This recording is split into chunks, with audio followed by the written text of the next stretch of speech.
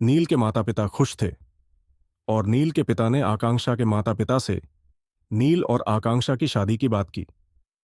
नील के माता पिता ने उसे समझाया कि वह आकांक्षा के साथ खुश रहता था और फिर आकांक्षा एक अच्छी लड़की भी है।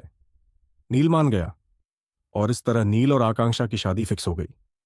नील और आकांक्षा की शादी खूब धूमधाम से हुई और नील ने अपने आप को समझाया कि वह उसके अतीत को उसके आने वाले कल पर हावी नहीं होने देगा। शादी के 2 महीने बाद आकांक्षा को लगने लगा जैसे नील उसके पापा की दुकान चलाकर खुश नहीं था। उसने नील से इसकी वजह पूछी। पहले तो नील हैरान हुआ कि आकांक्षा ने यह सब कैसे नोटिस किया, पर फिर आकांक्षा ने उसे समझाया कि जितना खुश नील पुरानी फोटोज में लगता था, वह मुस्कान अब नहीं थी। नील ने आकांक्षा को सारिका के बारे में सब बताया और उस कंपनी के बारे में भी बताया जो उसे मिल सकती थी। नील को लगा आकांक्षा यह सब जानकर इनसिक्योर होगी और उस पर शक करेगी, मगर आकांक्षा खुश हुई थी कि नील ने उसे सच बताया और उस पर भरोसा किया। आकांक्षा ने नील को हौसला दिया और अपना खुद का बिजनेस शुरू करने का आइडिया दिया।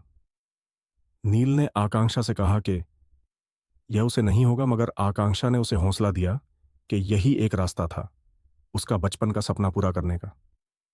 नील ने आकांक्षा पर भरोसा किया और उसने अपने पिता से बात करके अपनी दुकान बेचकर अपना खुद का कारोबार शुरू किया। शुरू शुरू में कारोबार में बहुत दिक्कत आई, मगर आकांक्षा ने नील को कभी हारने नहीं दिया। नील को जिस हिम्मत की जरूरत थी वो उसे आकांक्षा में दिखी, जिसकी वजह से नील निडर होकर अपना बिजनेस करता रहा। नील के माता पिता ने उसका साथ दिया और आकांक्षा ने उसे इमोशनली सपोर्ट दिया, जो सारिका ने उसमें खत्म कर दिया था।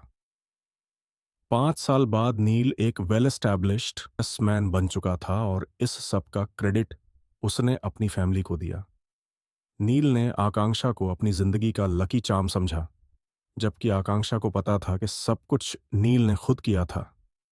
बस उसमें जो कमी थी या उसे जिसकी जरूरत, वही जरूरत आकांक्षा ने पूरी की थी। अब नील सारिका के पति से भी बड़ा बिजनेसमैन बन चुका था और यही सारिका का सबसे बड़ा पछतावा था। सारिका जब भी किसी बड़ी महफिल में लोगों को नील की इज्जत करते देखती तो उसे बहुत बुरा लगता, पर नील अब खुश था क्योंकि उसके पास अपने परिवार का सहारा था, जो पैसे से कई गुना बड़ा था।